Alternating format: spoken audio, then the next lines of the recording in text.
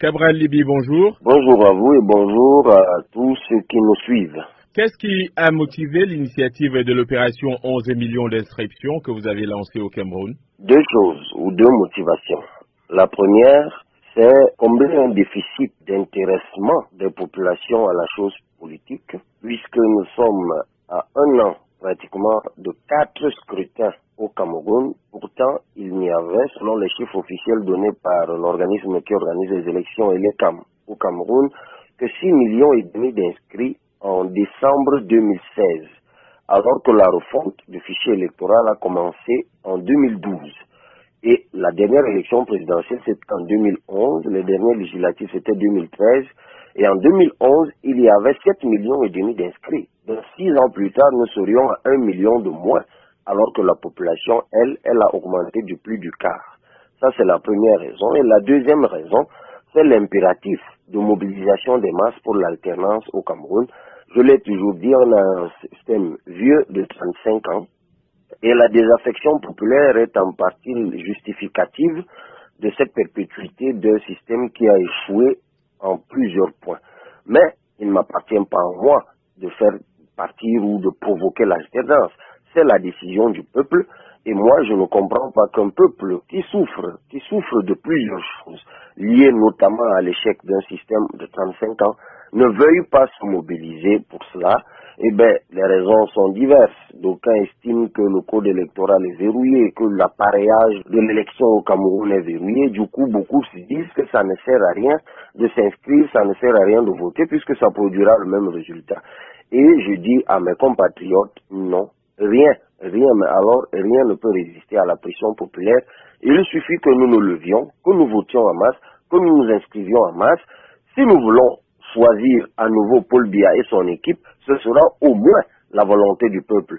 Si ce n'est pas le cas, ben le peuple choisira qui il voudra, comme il voudra, mais ça, de mon point de vue, ça passe par une inscription massive. Voilà donc pourquoi j'ai lancé l'opération au moins 11 millions d'inscrits au 31 août 2017, puisque c'est la date butoir des inscriptions pour l'année en cours. Vous parlez d'un système vieux de plus de 35 ans. À votre avis, cette opération 11 millions d'inscriptions peut-elle vraiment faire tomber le président Biya, qui est au pouvoir depuis 3 décennies au moins, et qui contrôle quasiment tout au Cameroun?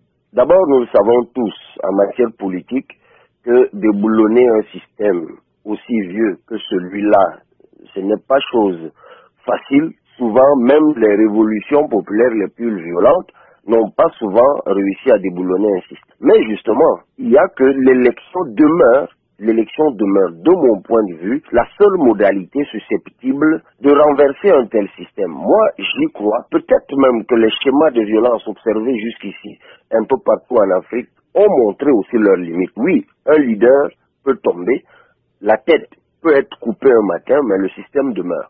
Mais si le peuple se mobilise par la voie des urnes, moi je crois dur comme fer que c'est possible. Ça s'est déjà vu également ailleurs. Je pense que l'exemple du Sénégal avec le remplacement par Abdou Diouf, d'Abdoulaye Wade, et puis finalement de ce dernier par Macky Sall, c'est une illustration. Vous avez le cas du Bénin qui s'offre devant nous. Je voudrais, moi, que le changement au Cameroun se passe par la voie des urnes, par la volonté populaire, et moi je reste convaincu que celui qui, au soir d'une élection au Cameroun, pourra apporter la preuve de ce que ses compatriotes l'ont choisi par la voie des urnes, personne ne pourra empêcher que celui-là reste au pouvoir. Tout comme si celui qui est au pouvoir apporte la preuve, nonobstant la participation populaire, que ses compatriotes l'ont choisi lui, mais personne ne pourra lui demander de partir. Ce que je veux dire, c'est que jusqu'ici, c'est une vue de l'esprit que de dire Paul Biya est là, ou Paul Biya ne peut pas tomber. Faisons la vérification par les urnes, et c'est ça l'objectif de l'opération 11 millions d'inscrits, parce que je reste convaincu que dans un potentiel électoral qui oscille entre 13 à 14 millions de personnes en âge de voter, si nous sommes 11 millions à nous exprimer, notre choix en ce moment-là sera imparable. Cabral Libi sera-t-il candidat à la présidentielle de 2018 au Cameroun? Cela se pourrait, mais je l'ai toujours dit, on n'en est pas encore là.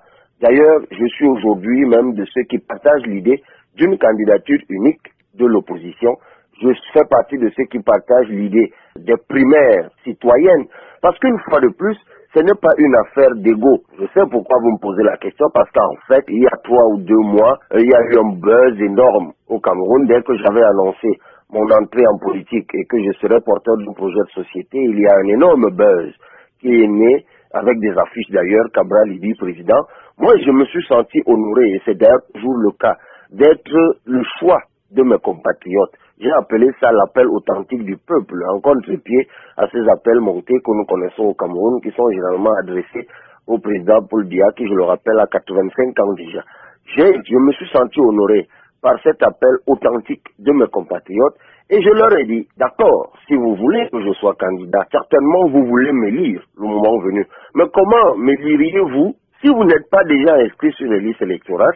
J'ai donc suggéré à mes compatriotes que nous posions le débat des candidatures, parce que je pense que jusqu'ici, ceux qui s'empressent de déclarer les candidatures s'engagent dans une sorte de grimace politique. On ne peut pas parader tous en disant « moi je serai candidat, moi je serai candidat, moi je serai candidat », sans qu'on se pose la question « mais candidat oui, mais pour être élu par qui ?» Quand tout le monde vous salue dans la rue en vous disant « oui président, nous sommes derrière toi », et alors qu'ils ne sont pas inscrits, ben ils ne sont jamais derrière vous. À moins qu'on se fasse élire simplement par la sympathie qu'on exprime dans la rue. Non, ça passe par les urnes, et quand je dis ça passe par les urnes, il faut s'inscrire avant, il faut voter massivement, et surtout, il faut surveiller ce vote. Parce que malheureusement, l'appareillage électoral, comme certains le disent, et moi avec, étant déjà aujourd'hui en théorie à la solde d'un individu, ben pour faire barrage à tout cet appareillage-là qui bosse pour un seul homme, il faut se mobiliser, citoyens, se mobiliser pour voter et puis pour défendre le vote. La réponse à votre question, nous l'aurons très bientôt. Est-ce que je serai candidat ou pas? Ça dépendra, du signal que le peuple m'aura donné, mais quel que soit d'ailleurs le signal qui sera donné, la décision de toute façon arrive. Mais moi, ce que je peux vous dire, et le réitérer encore, aujourd'hui, c'est que j'entre en politique et je suis porteur d'un projet de société que je vais dévoiler dans les semaines qui viennent. Alors, Cabral Libye, vous êtes justement devenu en quelques mois une icône au Cameroun. D'aucuns vous appellent même le Macron camerounais. Qu'est-ce qui, à votre avis, fait votre force? Je ne peux pas vous dire. Il vaut mieux demander à ceux qui me sont effectivement massivement sympathiques. Ils sont peut-être mieux placés, mes compatriotes, pour vous dire pourquoi ils me portent dans leur cœur. Mais je commence par la fin. Quand vous parlez de Macron, effectivement, beaucoup de Camerounais aujourd'hui me considèrent comme leur Macron à eux. Bon, c'est certainement lié à l'âge. Macron a été élu à 39 ans, à la tête de la 5e puissance mondiale. Moi, j'ai 37 ans. Mais bon, évidemment, je parle parcours de Macron. Je n'ai pas été secrétaire général à la présidence, ministre de l'économie. Bon, ça n'aurait même pas été possible dans un pays otage de la gérontocratie comme le nôtre. Au Cameroun, on considère que vous êtes jeune quand vous avez à partir de 55 ans, 60 ans et on vous demande d'attendre encore et vous êtes encore très jeune. Alors que ceux qui nous gouvernent effectivement depuis 35 ans, ben imaginez-vous que Paul Biya avait 3 ans de moins que moi en 1967 lorsqu'il était directeur du cabinet civil cumulativement avec le poste de secrétaire général à la présidence de la République. Ces 2 postes sont occupés aujourd'hui par un coulant et un début de vieillard. Donc de toute façon, j'ai rien contre les aînés, j'ai rien contre les anciens, mais je pense qu'à un certain moment, il faut s'arrêter et il faut encadrer la jeunesse. Nous sommes en 2017, à la veille de 2018.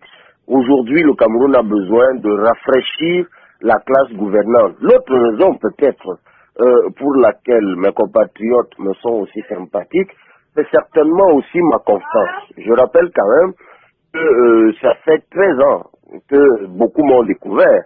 D'abord comme leader d'étudiants à l'époque, j'étais déjà en 2004, c'était une année électorale, porte-parole des appels de 1000 et de 5000 étudiants contre la réélection de Paul Biya.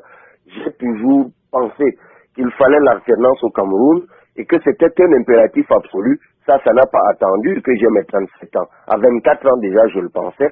Et ce combat, j'ai continué à le mener dans l'espace public, dans la société civile, aux côtés de beaucoup d'associations, aux côtés même de certains partis politiques, lorsque j'étais invité, que ce soit dans le cadre des séminaires et autres. Et puis, j'ai fait du Cameroun mon combat personnel. Je rappelle souvent que le Cameroun est peut-être ma 2e filière d'études à l'université. Donc, j'ai fait du Cameroun un combat personnel. C'est peut-être cela, la justification. Mais Cabral Libye, certains de vos détracteurs disent que vous êtes à la solde du RDPC, le parti au pouvoir au Cameroun.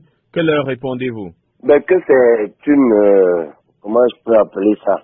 Vous savez, je fais l'objet ces dernières semaines d'attaques incroyables. Et j'en suis, je vous l'avoue, profondément étonné.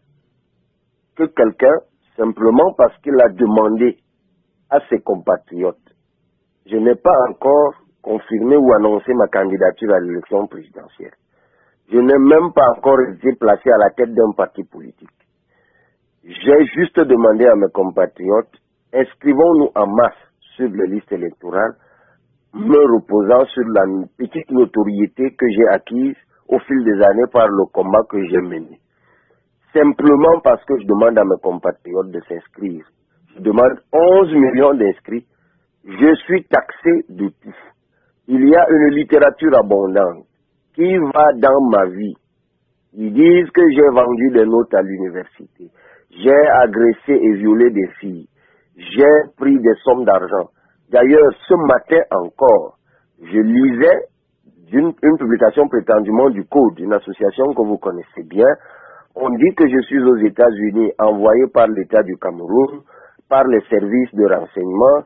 J'avais une grosse mallette d'argent que je suis venu distribuer aux Camerounais de la diaspora pour maquiller l'élection de Paul Biya en 2018.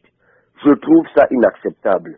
Et je ne suis même pas encore attaqué par le parti au pouvoir, qui lui se fraude les mains et qui se dit, ben voilà, détruisez vous-même celui qui vous représente. Voilà dans quoi je suis. Ce même parti au pouvoir, je ne vais pas vous dire ce que j'ai subi dans ma carrière d'universitaire. Ce même parti au pouvoir, il a envoyé la police, disperser une opération d'inscription, c'était il y a 3 semaines, au carrefour du Kradat à Yaoundé. Mais les détracteurs disent, oh non, c'est du maquillage, ils envoient la police pour faire semblant de le bloquer. Je suis même attaqué par des personnes crédibles, d'anciens hommes politiques, notamment du RDPC, Chief Mela. C'était aux côtés de qui? Moi, j'ai eu le bonheur de travailler en 2004, parce qu'il m'avait appelé, me disant qu'il était porte-parole du courant des modernistes du RDPC. J'avais trouvé leur idée très bonne. Mais bon, évidemment, après, il a échoué, il nous a même abandonné, il est parti. J'ai continué à me battre tout seul, payant le prix comme j'ai pu le payer. Mes compatriotes aujourd'hui pensent que je peux peut-être être de cette catégorie de personnes qui incarnent l'avenir et le changement au Cameroun. Je suis attaqué de toutes parts, juste parce que les gens estiment que je viens leur ravir la vedette. Ils estiment que je viens les supplanter au poteau. Bref, ils ne le disent pas eux-mêmes, mais ils le font dire par leurs sympathisants. Il y a un certain nombre de partis politiques. SDF estime que ce que je fais est inutile. Pourtant, le SDF va à toutes les élections et se prépare à aller aux élections. Mais ils sont les premiers à vous dire s'inscrire, ça ne sert à rien. Les sympathisants prétendument du MRC, ils disent non, il est du RDPC, s'inscrire c'est rien. Pourtant, eux-mêmes mènent une campagne d'inscription. Je me demande vraiment, aidez-moi à comprendre pourquoi on m'attaque autant. Peut-être, justement, que c'est parce que je suis peut-être sur le bon chemin. Vous parliez des États-Unis tout à l'heure, vous y êtes effectivement. Qu'est-ce qui justifie votre séjour ici et comment ça se passe? Je suis aux États-Unis. D'abord, je commence par la fin. Ça se passe bien. J'ai été accueilli et j'ai été d'ailleurs très étonné et très enchanté par l'accueil que m'ont réservé les compatriotes ici aux États-Unis. Vraiment, j'étais très loin de m'imaginer que notre petite opération que nous menions au Cameroun, sans argent, alors que tout le monde se moquait de nous, et de moi-même, comme quoi il n'a pas un copec, et il va pas mobiliser les jeunes, et quand on a tous vu les jeunes se mobiliser, d'ailleurs aujourd'hui, on dit que je reçois des financements occultes, et que c'est ça que je donne aux enfants. Quand je dis aux enfants, c'est comme ça qu'ils les appellent, que je donne aux jeunes, à mes compatriotes. Il n'y a pas que des jeunes, il y a là-dedans des personnes de tous les âges qui se mobilisent pour s'inscrire sur les listes électorales. Alors que j'avais commencé cette affaire et que tout le monde me prenait pour un fou, aujourd'hui que mes compatriotes me donnent des raisons de penser qu'on peut peut-être faire quelque chose, eh bien, j'étais loin de m'imaginer que même aux États-Unis, mes compatriotes des États-Unis et d'ailleurs, que l'on a toujours peint en personnes velléitaires qui n'avaient pour seul objectif que de salir le Cameroun, j'étais loin de m'imaginer que ça avait un impact positif. Et quand je suis arrivé ici, ben, j'ai été vraiment enchanté par l'accueil. D'ailleurs, j'ai même publié les petites attentions qui m'ont été réservées. Ça m'a encore valu une vendetta incroyable. Vous savez très bien que juste parce que je sortais à une réunion à la Trump International Hotel et qu'une photo a été prise de ma sortie de cette réunion avec quelques compatriotes, on a publié au Cameroun et sur Internet que c'était Photoshop. Et d'ailleurs, mes détracteurs ils ont fouillé partout dans les aéroports. Je ne suis jamais sorti du Cameroun. C'est encore un manège du RDPC. On a fabriqué Photoshop. Et surtout que sur l'une des photos, je saluais l'ex-conseiller de Jimmy Carter. On a dit c'est impossible, il ne peut pas le voir. D'ailleurs, il est incapable de s'acheter le costume qu'il porte là. Ça, c'est Photoshop. Il dort dans son village à Mahomi au Cameroun. Donc moi, je suis vraiment très enchanté et je suis là pour répondre rapidement à votre question, pour sensibiliser mes compatriotes de l'étranger. Eux aussi, ils ont leur mot à dire. Et je leur dis, vous aussi, pour ceux d'entre vous qui peuvent vous voter, notamment qui n'ont pas la double nationalité, donc qui ont la carte consulaire, vous pouvez voter. S'il vous plaît, inscrivez-vous, ça vous concerne aussi. Appelez au pays les vôtres qui sont là-bas. Vous leur envoyez souvent de l'argent. Vous les aidez. Dites-leur aussi de s'inscrire sur les listes électorales. La deuxième chose, c'est que je tends la main. Je leur dis, je suis en train de consolider un projet de société. Vous êtes à l'étranger, vous avez de l'expertise, vous avez une expérience d'ici. Donnez-moi vos suggestions. Comment vous pensez, quelles sont les idées qui sont les vôtres pour que je consolide un projet de société en lequel vous aussi, vous vous reconnaissez. Voilà pourquoi je suis aux États-Unis et non pour tout ce qui se bâtit. Et moi, je les remercie, tout comme je n'ai de cesse de remercier mes compatriotes au Cameroun, qui aujourd'hui, même pendant que je suis ici, ne cessent de m'encourager, continuent à cotiser leur argent. Ils louent des tentes. Et pour que les Cam viennent inscrire les gens dans les rues, dans les carrefours. Ils ont même fait des identifiants, des t-shirts et autres. Moi, je n'ai de cesse de les remercier. Cabral Libye, je vous remercie. Ben écoutez, moi aussi je vous remercie, parce que maintenant que vous m'avez tendu le micro de la Voix de l'Amérique, on dira que vous aussi vous êtes à la solde des services secrets du Cameroun et que le retentissement international que vous donnez à ma personne, à ma modeste personne et à cette opération, ça aussi ça rentre dans une stratégie. Donc sachez très bien que bientôt, d'ailleurs ça a déjà été le cas il me semble, de l'un de vos collègues, bientôt vous-même vous passez à la trappe, ben je ne peux que vous dire, restez courageux si jamais ça vous arrive. En tout cas, nous sommes ouverts à toutes les parties. Si jamais le pouvoir au Cameroun voulait nous parler, nous sommes ouverts. Bon courage à vous, Cabral Libye. Merci beaucoup.